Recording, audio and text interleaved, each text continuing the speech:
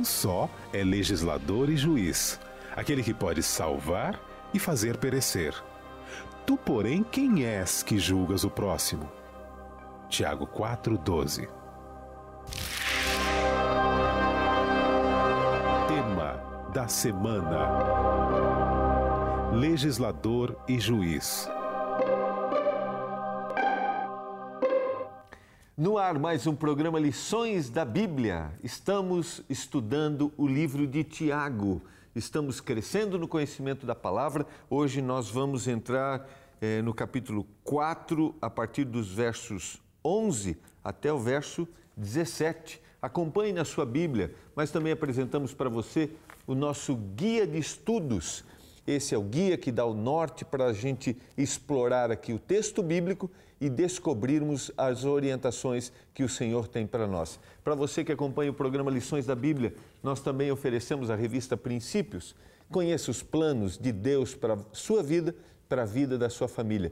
Preencha o cadastro que está aí na sua tela e receba gratuitamente na sua casa a revista Princípios. Os amigos que estão conosco nessa temporada estão nos ajudando a entender a palavra. Sejam bem-vindos mais uma vez. Professora Tânia Torres, esposa do pastor Milton Torres, ela que é professora de Ciências Sociais na Universidade Adventista de São Paulo, no campus em Engenheiro Coelho. Seja bem-vindo, professora. Obrigada. Pastor Moisés Matos, presidente da Igreja Adventista no estado do Rio Grande do Sul. Seja bem-vindo, pastor Moisés Matos. E o pastor Milton Torres, coordenador do curso de Letras e tradutor e intérprete também no Centro Universitário Adventista em São Paulo. Seja bem-vindo, pastor. Muito obrigado. Milton, nós vamos mais uma vez suplicar a presença de Deus. Vamos orar neste momento. Pastor Milton, por favor, o senhor pode orar? Oremos. Pai eterno Deus, nós te agradecemos porque tu nos amas. Amém. E nós queremos retribuir esse amor estudando a tua palavra e dedicando nossa vida a ela. Amém. Portanto, se conosco neste instante, nós te pedimos e te agradecemos em nome de Jesus. Amém. Amém. Amém. Eu quero mandar um abraço carinhoso para você que prepara, tem o guia de estudos e prepara cada semana e compartilha em sua comunidade religiosa aquilo que nós temos apresentado aqui. Parabéns pela sua motivação. Quero mandar um abraço para o Joelson, que faz parte desse grupo, que é meu colega de trabalho, para a Nilce, para a Magda, eles que preparam e compartilham lá com a sua classe. E é claro, um abraço também para você, que vai à comunidade a cada sábado e deseja aprender mais da palavra de Deus. E se você está acompanhando o programa, não faz parte de uma comunidade adventista, mas deseja discutir, aprender mais sobre o assunto, procure aí no site que está na sua tela, encontre uma igreja, descubra a igreja mais próxima da sua casa, vá à igreja e você será bem-vindo para participar da discussão do tema que nós temos em todas as igrejas adventistas no sábado pela manhã. Vamos ao tema de hoje? Sem dúvida. Vamos lá? Legislador e juiz. Eu quero começar com a leitura do verso 11 do capítulo 4 de Tiago. Irmãos, não faleis mal uns dos outros. Aquele que fala mal do irmão ou julga o seu irmão, fala mal da lei e julga a lei. Ora, se julga a lei, não és observador da lei, mas juiz. Tiago está aqui dando uma orientação que aquele que fala mal do irmão ou julga o seu irmão, acho que a gente deveria explicar o que significa esse julgar aqui também, ele está falando mal da lei, julga a lei. Então ele começa a se colocar numa posição de juiz. Na verdade, a gente deveria voltar, para poder entender isso melhor, a Mateus 7:1, que é a reminiscência do texto, onde Jesus fala sobre a questão do julgamento, e ele diz assim, não julgueis para que vocês não sejam julgados, pois da forma que julgarem, vocês serão julgados. e a medida que usarem também será usada para medir vocês.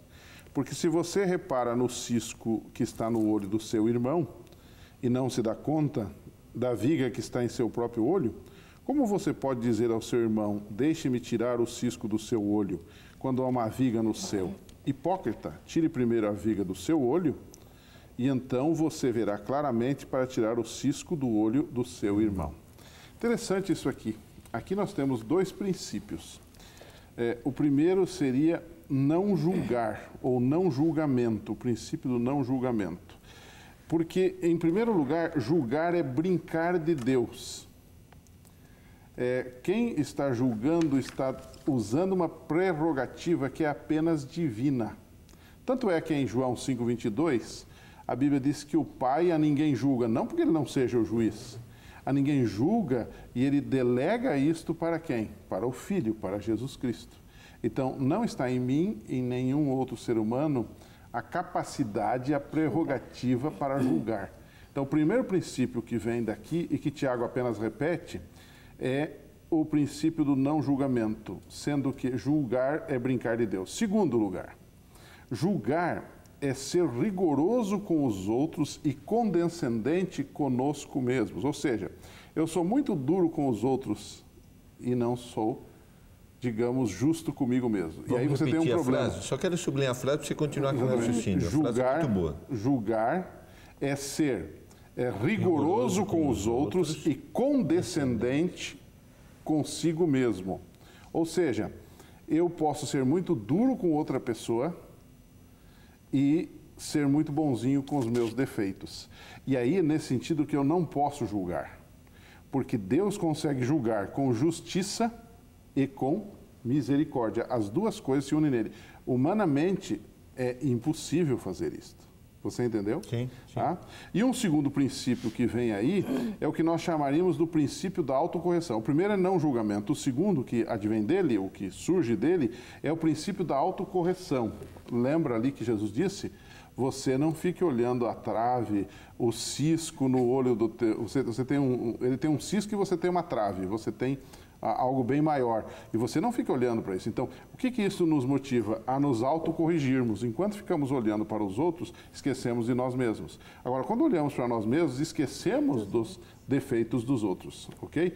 Então, Tiago levanta isso porque ele diz assim, quando você faz isso, você está julgando a lei. Na verdade, o que ele está tentando dizer?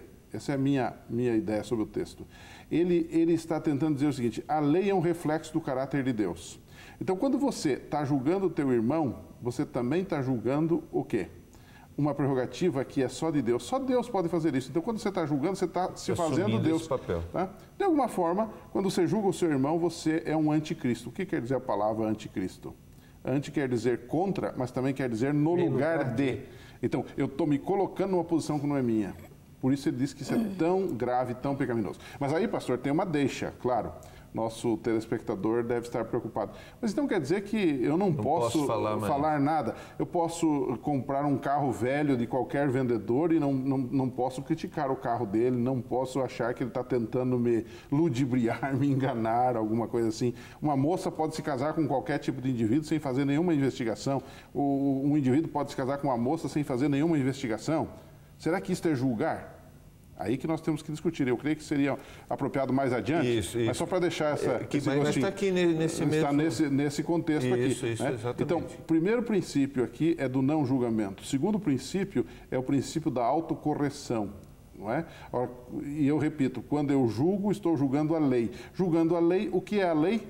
É um reflexo do caráter de Deus, ou seja, eu estou tomando o lugar de Deus. Muito bom, pastor. E, pastor, eu acho que as palavras que aparecem aqui neste verso, elas nos auxiliam a ver exatamente os temas que entram em discussão aqui. Essas palavras são repetidas várias vezes. Eu tenho aqui, por exemplo, a expressão julgar, que é repetida 4 vezes, e a expressão lei, repetida 4 vezes. Então, como o pastor Moisés falou, essa questão da relação entre julgar e a lei é um tema bastante importante para a discussão. Mas há 2 outras palavras que aparecem repetidas várias vezes aqui e que eu gostaria de sugerir são o tema secundário deste primeiro versículo, que são justamente a expressão falar mal, que aparece 3 vezes, e a palavra irmão, que aparece 3 vezes. Então, eu tenho julgar a lei, Esta é uma preocupação de Tiago. E a outra preocupação, falar mal do irmão. Porque não é só uma questão de expressar mentalmente a nossa rejeição a um comportamento de um irmão. Mas esse falar mal aqui implica em a gente inventar coisas, a gente fazer calúnias. Não é? Eu acho que, inclusive, podíamos ter usado a palavra caluniar aqui. A palavra grega dá muito bem essa ideia de calúnia. Então, são duas dimensões. O relacionamento nosso, o nosso relacionamento com Deus, com Deus e com sua lei, e o nosso relacionamento com o irmão, com o nosso semelhante, e como nós nos comportamos.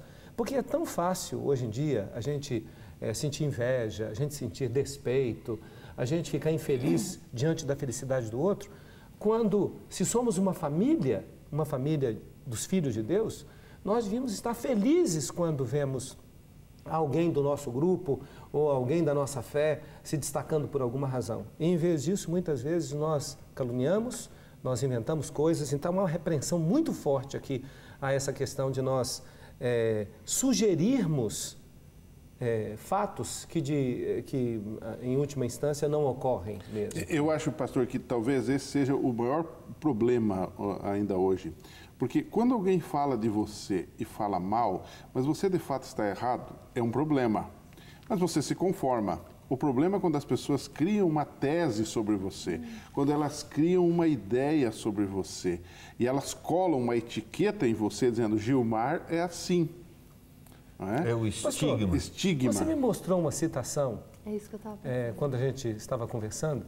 Eu sei que você não estava pretendendo mostrar essa citação de mente, caráter e personalidade. Mas depois desse comentário Eu do pensei pastor Moisés, eu acho que aquela citação seria Porque importante. talvez a gente esteja falando nesse momento, Encaixaria. pastor Gilmar, enquanto você acha o texto, a gente esteja falando nesse momento a pessoas que estão presentemente sendo julgadas por alguém. E às vezes julgadas por fatos não reais, ou seja, pessoas que lançaram sobre essa pessoa um boato, uma inverdade. Aliás, essa é a artimanha do diabo, porque quando você lê o livro de Jó, você percebe claramente isso, que o problema de Jó não foi acusar Deus de ser injusto, nem acusar Jó de não ser justo, mas foi de insinuar. Ele diz, olha, ele te serve por causa que talvez você esteja ajudando a ele. Quer dizer, insinuações, às vezes, são piores do que acusações. Porque de acusação você pode até responder, mas insinuação é muito mais complicado.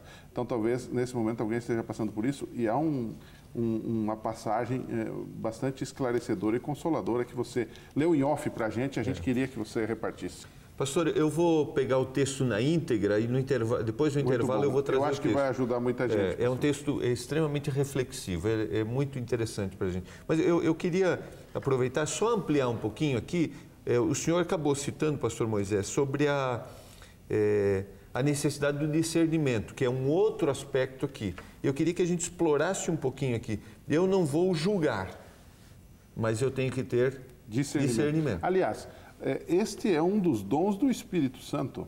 Quando você vai aos escritos de Paulo, você percebe que um dos dons é discernir os espíritos, para saber se esse espírito é de Deus ou não é. Então, no dia a dia, nós precisamos ter esse critério, né, para saber que tipo de pessoa estamos lidando, que tipo de situação estamos enfrentando, né? Então, esse critério ele é extremamente importante. Então, não tem nada a ver com julgamento. Porque se fosse julgar aqui no sentido de condenar uma pessoa, é no sentido de colocar sobre a pessoa uma acusação.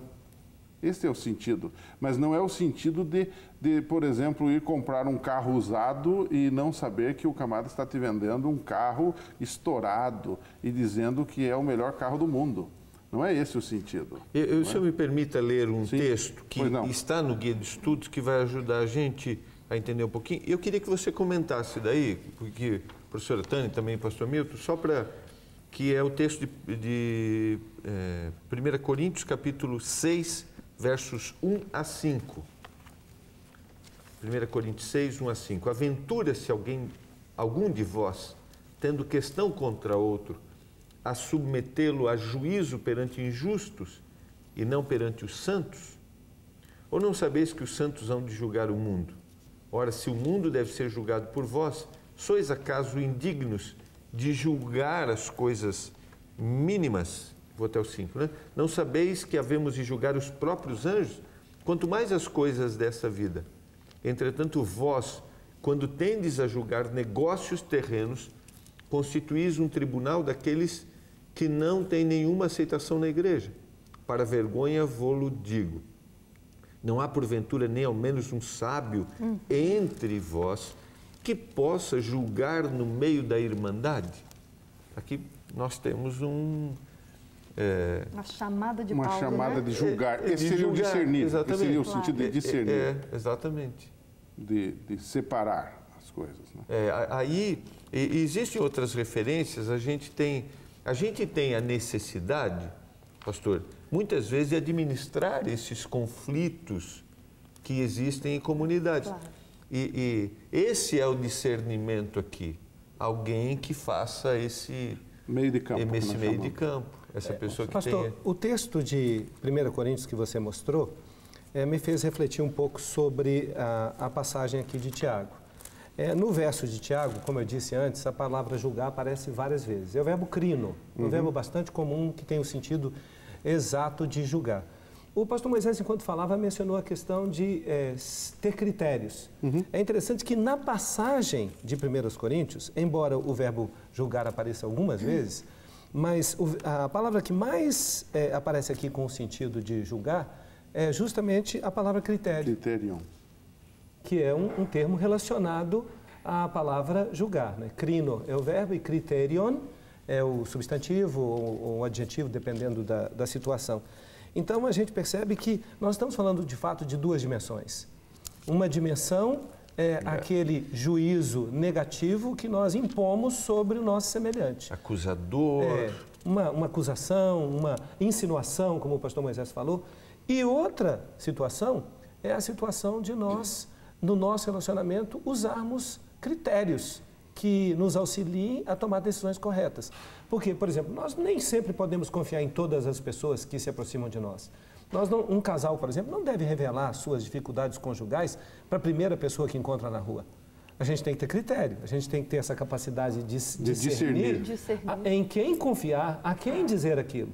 Então, nós não estamos falando aqui de uma ingenuidade relacional que nos coloque em dificuldades. Nós estamos falando aqui de um hábito negativo, que é exercer um tipo de julgamento negativo sobre as pessoas. Autoritário, impositivo. Mas a sabedoria de reconhecer que a pessoa com quem nós nos relacionamos tem defeitos, tem limitações, e respeitar essas limitações, isso aí é sabedoria. Exatamente. É até saudável, porque isso vai nos ajudar a conviver bem com esta pessoa, saber entendê-la também, amá-la também. Que é o objetivo do convívio cristão. Nós vamos para o intervalo, nós já voltamos. Você está acompanhando o programa Lições da Bíblia, que a gente tenha discernimento para vivermos bem, para administrarmos as diferenças e superarmos as dificuldades, e que não tomemos uma posição de julgamento onde nós estamos nos colocando acima dos outros. Nós já voltamos.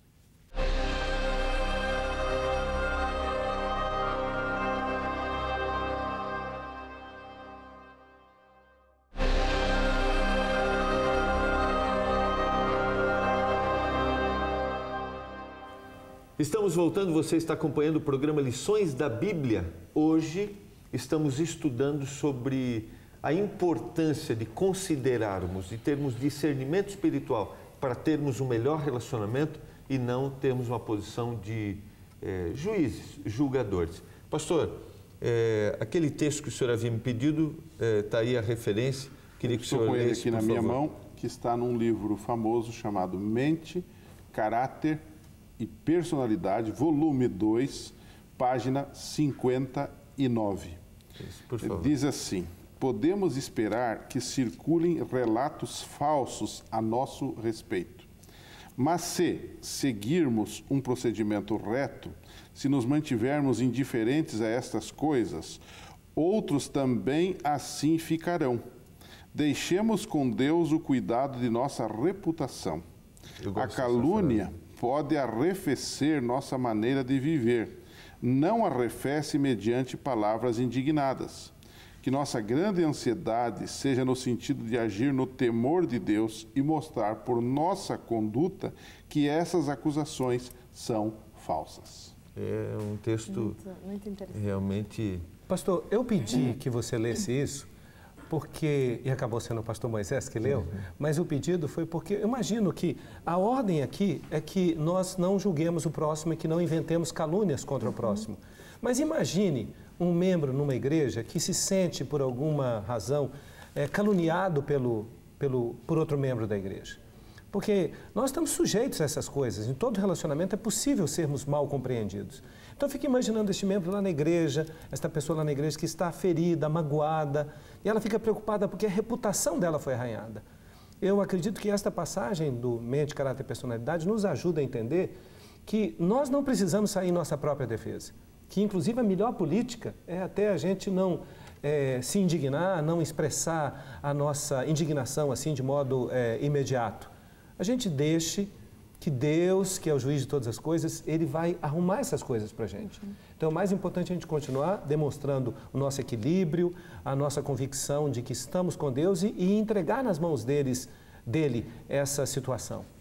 Eu gosto da frase quando diz que a nossa conduta, né, ela vai revelar realmente quem nós somos. Quem nós somos, né? E isso é uma verdade. Talvez, às vezes, pode até haver alguma situação que a gente tenha necessidade de ir, né, e esclarecer algum ponto, mas não sair na defesa. Isso, exatamente. Tentando... Aqui é o sentido de eu tenho que ter uma conduta equilibrada, né, assim, uma posição... Porque muitas vezes lá na igreja local, ou em qualquer outro local, a pessoa começa a brigar muito sobre aquilo e a situação só piora. Exatamente. Ao invés de ela se calar, deixar com Deus os resultados. Exatamente. Vamos adiante. Agora nós vamos trabalhar um pouquinho o verso 12. Um só é legislador e juiz, aquele que pode salvar e fazer perecer. Tu, porém, quem és que julgas o próximo? Ele está reforçando aqui e ele está destacando que há só um legislador e um só. E você não se lembra de nada, pastor? Lá do capítulo 2, versículo 19, quando a gente falou um pouquinho sobre o Shema Israel, não é? Ou seja, faz parte da crença judaica, faz parte de um dos pilares da devoção judaica que Deus é um só. Ora, se Deus é um só, por que nós bancamos Deus? Por que nós queremos agir como se fôssemos Deus? Se Deus é um só, obviamente, só existe um legislador, que é Deus. Então, temos que nos submeter à vontade de Deus em obediência e não nos alvitrarmos agora a sermos juízes de outros. E aí o Guia de Estudos trouxe uma referência bem interessante. Somente Deus, Ele é o único capaz de proferir qualquer sentença. É nesse sentido que Ele é o único juiz. E que quando eu vou julgar, estou tomando o lugar de Deus. Exatamente. E julgando a própria lei de Deus, que é um reflexo do seu caráter. E pastor, pecar contra o próximo é tão grave quanto pecar contra Deus.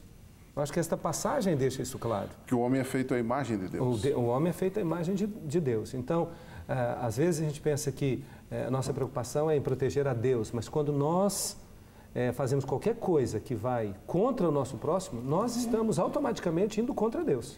E no finalzinho aqui do Guia de Estudos, sobre o legislador a juiz, diz assim: como legislador e salvador, unicamente Cristo é qualificado para ser nosso juiz.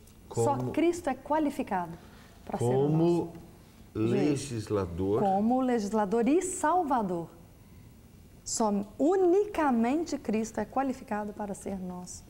Porque antes de ser juiz, ele é o nosso legislador e salvador.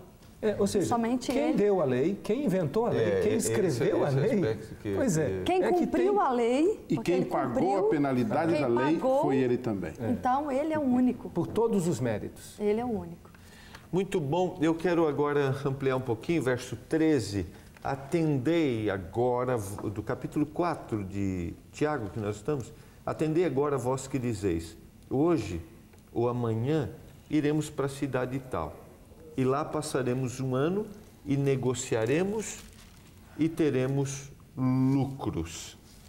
Ele está mudando parece que ele está mudando aqui de direção, de foco. E essa primeira expressão, atendei, agenin, em grego, é uma expressão bastante forte, peculiar a diatribe, que é esse estilo de sermão que Tiago usa. Ela é tão comum na Septuaginta, que é a tradução grega do Velho Testamento, quanto no Novo Testamento. Ela acontece diversas vezes, especialmente na Septuaginta.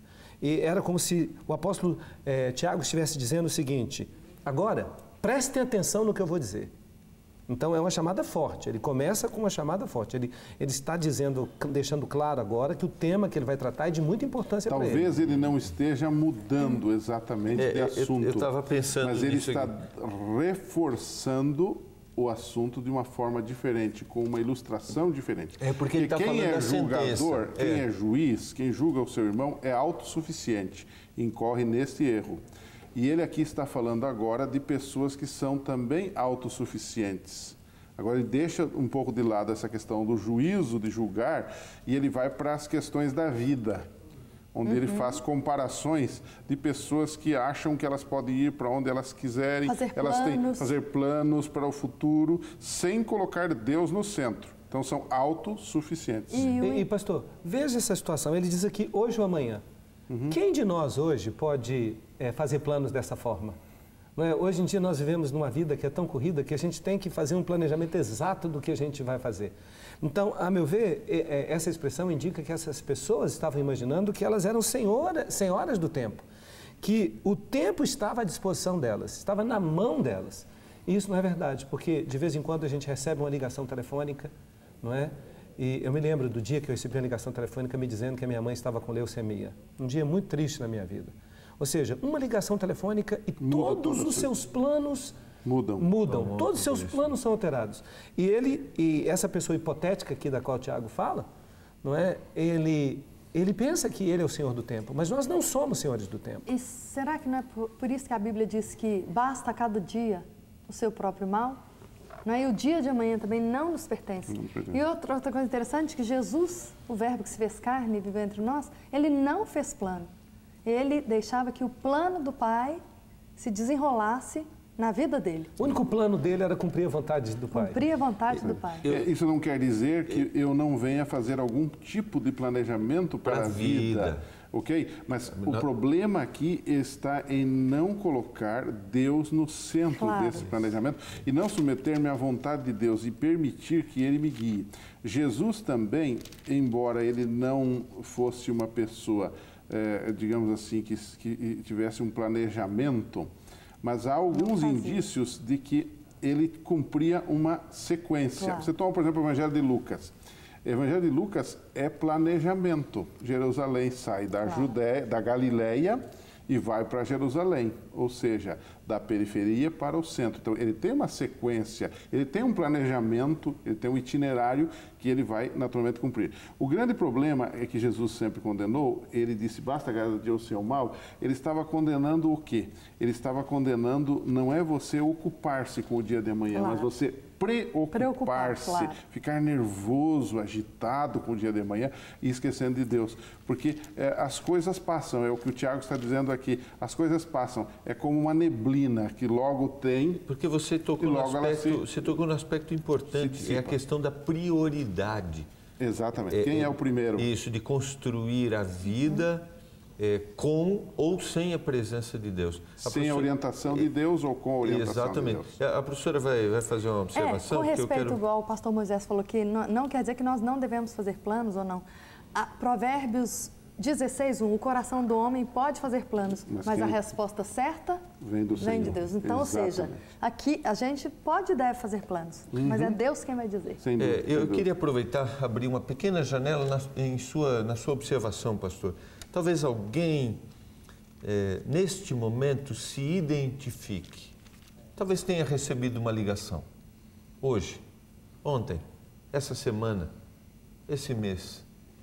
Que talvez tenha construído uma vida totalmente independente de Deus. Né? Ou mesmo esteja com Deus, tenha procurado a presença de Deus, mas por uma circunstância, uma doença, não sei...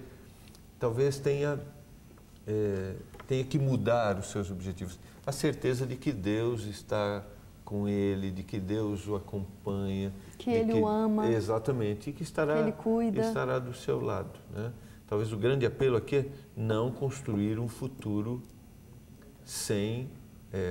colocando Deus como prioridade. Exatamente. Então, nesse planejamento, é interessante a gente estar ocupado com ele, mas não esquecer da presença de Deus, senão você vai ter sérios problemas. Então, por exemplo, alguém pode pensar assim, eu não preciso pagar um plano de aposentadoria porque Deus está comigo, mas quando eu chegar na idade de aposentar, se eu não tiver um salário, eu vou ter sérios problemas. Não é verdade? Quer dizer, o pastor Milton me contava nos bastidores aí a história de um rapaz que conhece a Bíblia, mas que de repente agora está bebendo, está nos bares por aí, e ele dizia, agora eu estou vendo como Jesus viveu, ou seja, sem fazer nada. Não é bem isso. Jesus tinha um planejamento de vida. Ele tinha, né? E como que ele tinha o que fazer? Em algum lugar eu li que Jesus tinha um mapa da Palestina na sua cabeça. Quando ele levantava de manhã, ele sabia exatamente onde ia naquele dia. Era alguém assertivo, era alguém objetivo. Não é? Então, agora, em nenhum momento ele deixou de lado sua ligação com o Pai. Nós o vemos nas madrugadas de oração, nós o vemos na comunhão com Deus. Quer dizer, Deus dirigia Jesus. É o que a professora leu aqui nos Provérbios. Né? Sim, pastor. Posso fazer um comentário sobre o rico? A gente sabe que o tema do rico é importante para Tiago. E eu acho que se há uma pessoa que é tentada a fazer planos, é aquela pessoa que possui os meios, as condições financeiras para isso. Eu acho que, pelo próprio fato de ele empregar palavras aqui como comerciar, como lucrar, inclusive a palavra comerciar aqui, aquela palavra é o verbo emporel, que é muito parecido com aquela palavra poré, os caminhos do negociante, que a gente viu lá no primeiro capítulo. Então, eu acredito aqui que Tiago também está falando um pouco para essas pessoas de condições, as pessoas que podem fazer planos, porque elas têm os recursos financeiros para isso. E muitas vezes a pessoa fica fantasiando, né? Todos os negócios que vai desenvolver, vai passar um ano em tal lugar, vai fazer isso, vai fazer aquilo, vai ganhar dinheiro. Mas será que isso faz parte da vontade de Deus para aquela pessoa? Será que só o fato de nós termos o recurso justifica que nós possamos realmente excluir a Deus do nosso planejamento? Deus tem que fazer parte do nosso planejamento. Não importa se tenhamos ou não tenhamos os recursos. Sim, professor? Não, porque aqui no 15 ele fala, ao invés disso, deveriam dizer, se o Senhor quiser, viveremos e faremos isto ou aquilo. Se o Senhor quiser. É exatamente esse verso que eu ia sublinhar. Né, e eu tenho um comentário para fazer sobre ele. Eu tive a oportunidade de estudar inscrições cristãs. Durante meu doutorado eu estudei um cemitério cristão. Todo o meu trabalho foi em cima de um cemitério. Então eu me ocupei muito das inscrições, também de correspondências, dos papiros. E os antigos cristãos, os primeiros séculos da nossa era, eles sempre tinham a mania de encerrar suas cartas com a sigla DV, que em latim significa Deo volente, que significa se Deus quiser. Então, acho que eles nos legaram um exemplo. Isso não era uma coisa assim, só ocasional. Era uma prática mesmo. Você pega os papiros, é uma forma de, inclusive, identificar uma carta cristã, a presença dessa sigla DV. Naquela época, eles escreviam muito com siglas, porque o papel custava caro e a pedra para fazer a inscrição custava caro. Então, eles usavam muito essas siglas. E essa sigla, se Deus quiser, estava constantemente presente na correspondência entre os cristãos primitivos. E aí está em Tiago também, se Deus, né? Que a gente use essa expressão mais vezes. Mais vezes, né, professor? E do coração. Quiser. Exatamente. Que não sai só da nossa boca. Não simplesmente como um chavão. Um chavão. Nós coloquemos os nossos planos nas mãos de Deus e deixemos que Ele decida a nossa vida. E eu acho que a nossa discussão aqui deste bloco pode ser resumida numa frase que está no Guia de Estudos. Planeje como se Cristo não fosse demorar alguns anos para voltar, mas viva cada dia como se Cristo fosse voltar amanhã. Nós vamos para o intervalo e nós já voltamos.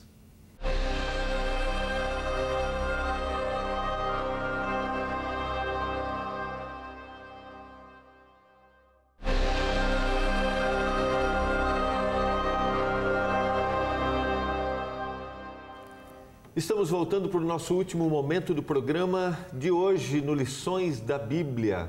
Como está sendo interessante essa reflexão sobre a brevidade da vida, sobre construir a vida colocando Deus como prioridade. E aí eu quero considerar o verso 14, que a gente acabou... o próprio guia, né, ele pula para o verso 14, para o verso 15, mas eu quero citar o 14. Vós não sabeis o que sucederá amanhã. Que é a vossa vida? Sois apenas como neblina, que aparece por instante e logo se dissipa. Vamos para a explicação desse verso. O que é essa neblina? Ela tem uma associação lá com Eclesiastes, né? Quando Salomão está falando sobre a vaidade, é isso? Nós temos aqui uma metáfora. Lógico, né? lá, assim, é uma palavra hebraica, né? Aqui é uma palavra grega. De fato, temos um símile, né? Uma comparação. A vida está sendo comparada, não mesmo uma metáfora, a vida é uma neblina, está sendo dito aqui. Né? Então, é uma linguagem figurativa. É claro que isso enfatiza o fato de que nós não temos muito controle sobre a vida, porque a neblina vai para onde lhe apetece, e também porque é uma coisa muito passageira, efêmera. Né? Você sai de manhã de carro, está tudo coberto de neblina, daqui a alguns minutos a neblina se dissipa. Não é? Então, é um aviso para nós com respeito à brevidade da vida e que os nossos planos devem sempre depender de Deus. A palavra aqui não é ar, mas é vapor, como se fosse um vapor. Atmis. Que facilmente se dissipa. Exatamente isso, o sentido é de vapor. Né? Isso nos permite... pensar, refletir um pouquinho sobre a questão da vida e algumas perguntas que a gente faz no dia a dia, né? Por exemplo, a biologia pergunta assim, quando começa a vida, né? Então há uma discussão se a vida começa na concepção, se a vida começa quando as células nervosas se formam, quer dizer, você tem uma discussão nesse sentido, né? Uma outra pergunta que surge nesse momento é o que é a vida? Será que vida é só o tempo entre o nascimento e a morte? Como cristãos, nós entendemos que é mais do que isto, não é? Que a vida pode ser mais do que isso quando estamos em Deus. Ela pode ser interrompida com a morte, mas ela poderá ter um segmento com a ressurreição. Exatamente. Não é? Agora, talvez a pergunta que estivesse na mente de Tiago fosse a terceira, na verdade. Assim. O que a gente está fazendo com a vida? Já que ela é curta, já que ela é passageira, já que ela é como uma neblina que começa e logo se dissipa. O que você está fazendo? Qual o seu propósito de vida? Tem você um propósito? Por que você está aqui? Aquelas clássicas perguntas, quem sou eu, de onde eu vim e para onde eu vou? Quer dizer, enquanto o ser humano não responde a essas perguntas, ele não consegue ser feliz. Tem que ter uma lógica, Tem que ter uma lógica. Tem que ter uma lógica existente. E essa lógica eu só encontro em Deus. Porque se a vida é o espaço entre o nascimento e a morte, vale pouco a pena, né? Claro. Vale pouco a pena. Vai dar 70, 80, 100 anos, talvez. Tendo mais vigor. Exatamente, tendo mais vigor, como diz a Bíblia, né? E para alguns é canseiro e enfado, como diz o salmista, né? Então, nós temos que pensar na vida como algo maior que Deus quer nos dar, que é a vida eterna, não é? Mas para isso, não podemos estar como amigos do mundo, como disse o Tiago aqui, não? Pastor, sim. Pelo menos essa parte da nossa vida aqui na Terra, ela realmente é muito breve. Eu tenho 2 sobrinhos que são pastores, são jovens, um é pastor em Juazeiro, o outro é pastor em Jaraguá, em Goiás. E eu gosto muito de ver o entusiasmo com que eles se dedicam ao trabalho de Deus e todos os planos que eles tecem para o futuro. E eu sei que pode haver mais jovens assistindo a nossa lição da Escola Sabatina hoje, acompanhando esse esforço que nós estamos fazendo. Eu queria dizer para vocês, eu tenho 50 anos, eu sei que a vida passa depressa demais. Por isso a gente tem que formar bons hábitos enquanto a gente ainda é jovem, enquanto a gente está cheio de forças e de esperança. Pastor, eu tenho um poema aqui que eu gostaria de ler. Por favor. Você me dá permissão? Por favor. É um poema bem breve de um escritor português chamado João de Deus e fala justamente sobre a brevidade da vida. Eu coloquei aqui, anotei na margem da minha Bíblia as seguintes palavras. A vida é o dia de hoje, a vida é ai que mal soa, a vida é sombra que foge, a vida é nuvem que voa, A vida é sonho tão leve que se desfaz como a neve e como a fumaça se esvai. A vida dura um momento, mais leve que o pensamento. A vida leva o vento, a vida é folha que cai. É tudo muito passageiro, pastor. Exatamente. Por isso que a gente tem que aproveitar toda a oportunidade para glorificar a Deus. Usar os nossos talentos, usar as nossas energias, as nossas forças, dedicar tudo a Deus. Porque aí vem a recompensa. Se a gente quer alguma duração mais, se a gente quer algum sentimento de permanência, a gente só consegue isso se colocando nas mãos de Deus. De eternidade, né, pastor? Se a gente quer esse sentimento, essa certeza da eternidade. E o Guia de Estudos fala sobre o grande e famoso evangelista Billy Graham, famoso evangelista norte-americano Billy Graham, e ele disse assim: eu nunca soube que a vida passava tão depressa.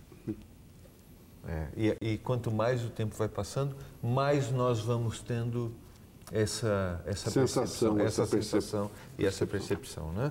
E por isso, depois de fazer essa reflexão sobre a brevidade da vida, Tiago nos desafia. Eu quero ler a partir do verso 17.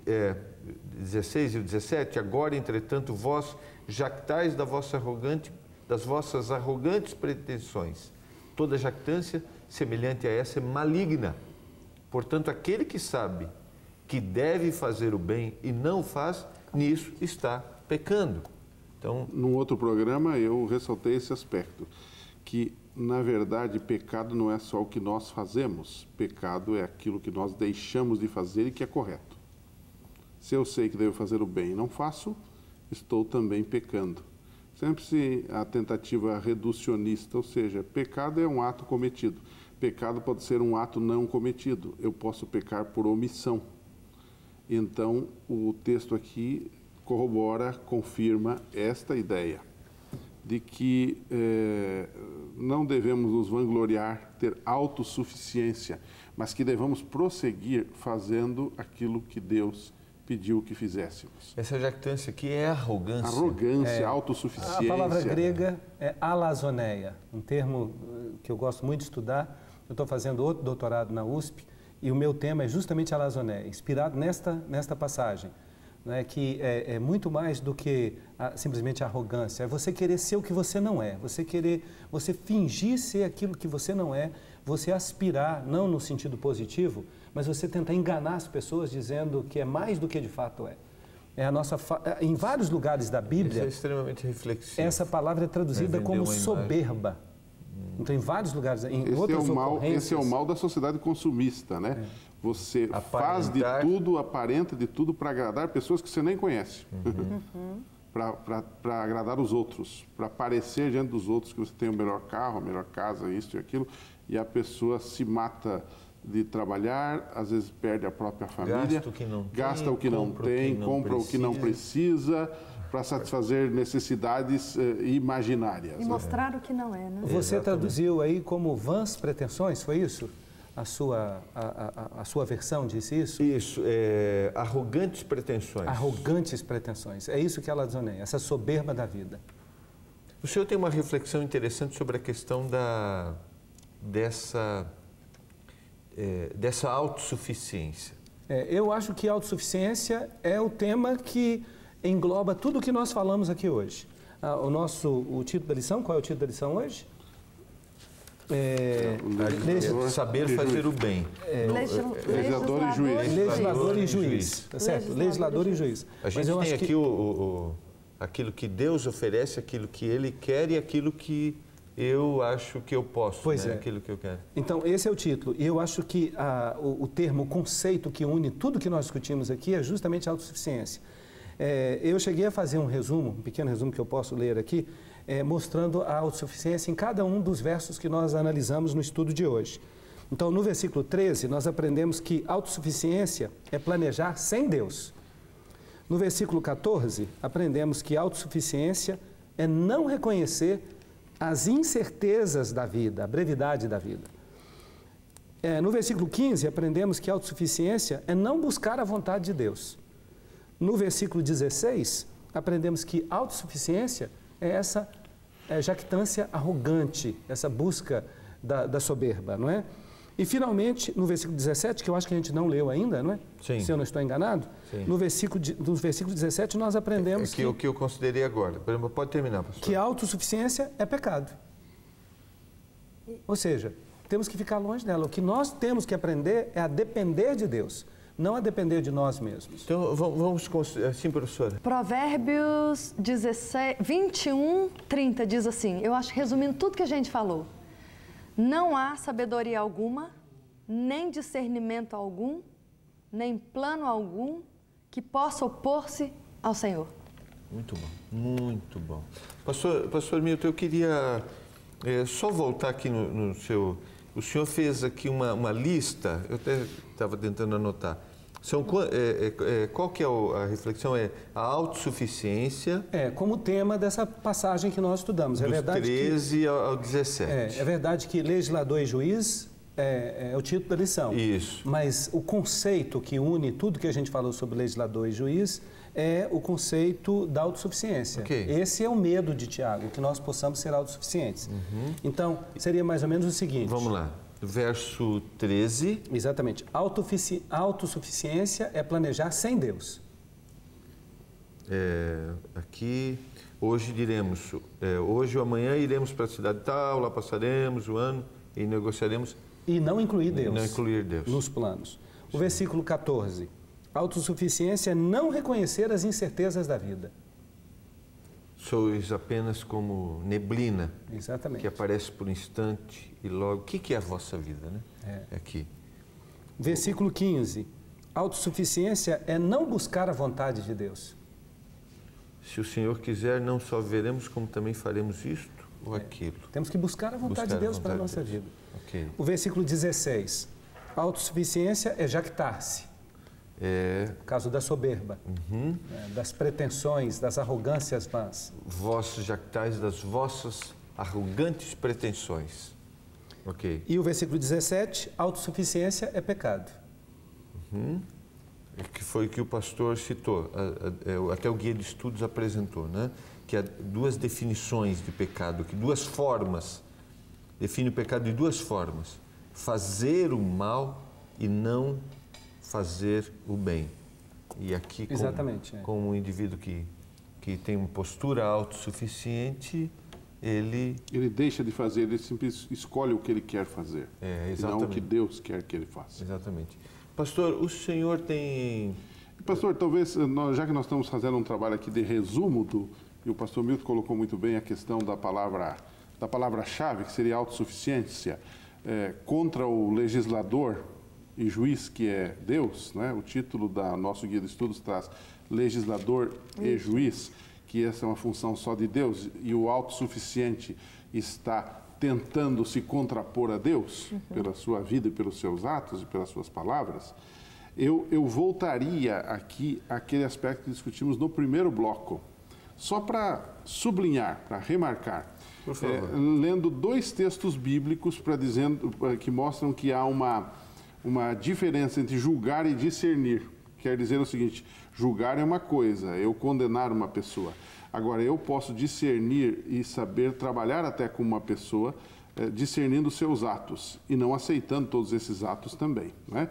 O primeiro texto é Atos 17, verso 11, que é aquele famoso texto dos bereanos, que diz assim: ora, estes eram mais nobres que os de Tessalônica, porque receberam a palavra com toda avidez, examinando diariamente as Escrituras para ver se as coisas eram assim. Ou seja, eles não acreditaram sem antes verificar. Assim também somos nós. Não precisamos acreditar em todo mundo sem antes saber, conhecer os frutos que aquela pessoa produz. E um outro texto muito relevante, que é Filipenses. O apóstolo Paulo, capítulo 1, versículo 9.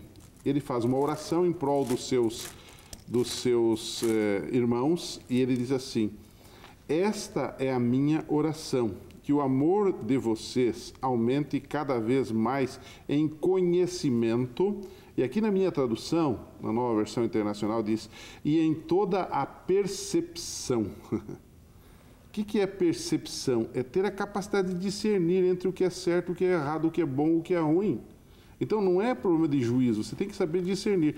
Ele aumenta o conhecimento em toda a percepção. Para discernir, diz aqui na minha tradução, o que é melhor, a fim de serem puros e irrepreensíveis até o dia de Cristo. Então aqui resolveu o problema. Ou seja, não estamos falando aqui de julgar no sentido de condenar, de colocar uma etiqueta em alguém, mas nós podemos discernir uma pessoa de outra. E eu repito, uma moça que vai se casar deve ter, no mínimo, um conhecimento de com quem ela está se casando, para não ter dissabores amanhã. Claro. Um rapaz, a mesma coisa. Um patrão, a mesma coisa com um empregado. Não é? Então, a vida nos ensina isso. Então, não é isso que Jesus e Tiago estão condenando, quando eles dizem não devemos julgar. Não é isso. Mas eles estão condenando um julgamento sórdido, um julgamento no sentido de acusação, no sentido de determinação. Não é? Agora, mas critérios são sempre bem-vindos. Agora, essa é uma percepção espiritual, não é, pastor? Esse é um dom do Espírito. Tanto é que está na lista dos dons, discernir espíritos. Porque eu quero que o senhor faça observação. Eu só quero citar o texto. Ora, o homem natural não aceita as coisas do Espírito de Deus, porque eles são loucura e não pode entendê-las, porque elas se discernem espiritualmente. Lógico que ele está falando das coisas espirituais, sim, mas o Senhor dá essa sensibilidade para a gente. Como um dom. Exatamente, para a gente ter essa percepção. E é a ligação, é a comunhão então, que vai me trazer. Ele está aqui falando de que os cristãos não podem ser bobinhos. Ele está aqui falando que os cristãos não devem ser ingênuos. Ao mesmo tempo que ele está dizendo, os cristãos não devem querer dar uma de Deus, mas aquilo que está na alçada deles, eles devem saber discernir entre o bem e o mal, para não ir atrás do mal. Porque às vezes há alguns cantos que a gente ouve e que nos levam para doutrinas erradas, para costumes errados, para práticas erradas. Ok. Pastor, 30 segundos. Filipenses 1:9, a palavra percepção que o pastor mencionou é a palavra aistesis, de onde nós temos a palavra estética. Então, realmente é uma percepção que envolve o lado emocional, espiritual, que envolve todos os ângulos. Muito bom, muito bom. Muito bom, eu quero agradecer mais uma vez. Nós vamos fazer uma prece a Deus neste momento. Vou pedir, pastor Milton, fazer a oração, por favor, pastor. Será um prazer. Por favor. Nós te agradecemos, Senhor Deus, pelas bênçãos recebidas do estudo da Tua Palavra. Nós te pedimos que Tu estejas com cada telespectador, com cada estudante da Bíblia, em nome de Jesus. Amém. Amém. Foi muito bom estarmos juntos mais uma vez, estudarmos a palavra, crescermos no conhecimento.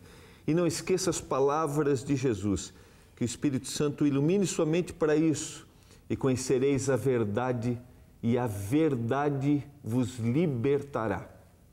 Que Deus abençoe muito você, que Deus abençoe a sua família, e nós nos encontraremos no nosso próximo programa, Lições da Bíblia, aqui na TV Novo Tempo.